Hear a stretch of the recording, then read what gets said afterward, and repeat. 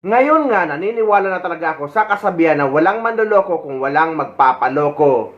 Tulad dito sa nangyari sa isang kababayan natin na natangayan ng 1 milyong piso dahil pinatulan ang alok ng taong hindi naman niya kilala tulad ng trabaho abroad, bahay at iba pa. Arestado po ang bogus na broker at recruiter sa Quezon City.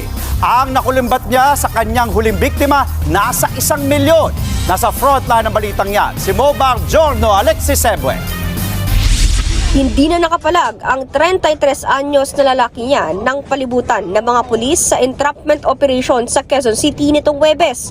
Nagpakilala daw na recruiter at real estate broker si alias Chris. Nag-alok pa ito ng trabaho sa Singapore bilang waiter sa biktima niyang negosyante. Pero habang inaasikaso ang mga papeles, may iba raw munang inalok.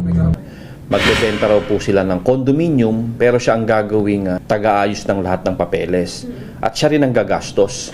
Humigit kumulang 1 milyong piso ang nakulumbat ni alias Chris mula sa biktima para sa mga papeles. Nagsangla pa raw ng tindahan at kotse ang biktima para dito. Kwento ng biktima, nagtiwala siya dahil sa matatamis na pangako ng sospek.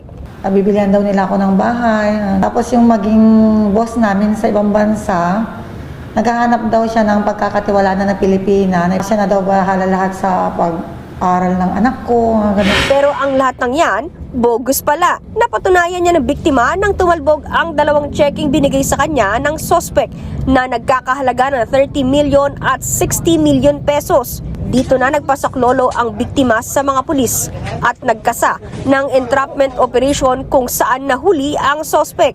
Na-recover sa kanya ang 2,000 pesos na marked money at 60,000 pesos na budil money at isang cellphone. Depensa naman ang sospek. Actually, hindi ko po talaga alam na fake yung check po. Bakit kayo po galing yun, sir? Sa client ko rin po. Nahaharap sa patong-patong na kaso ang sospek. Estafa at 2 counts of falsification of commercial documents. Sa ngayon, nakakulong siya dito sa Police Station 6 sa Quezon City.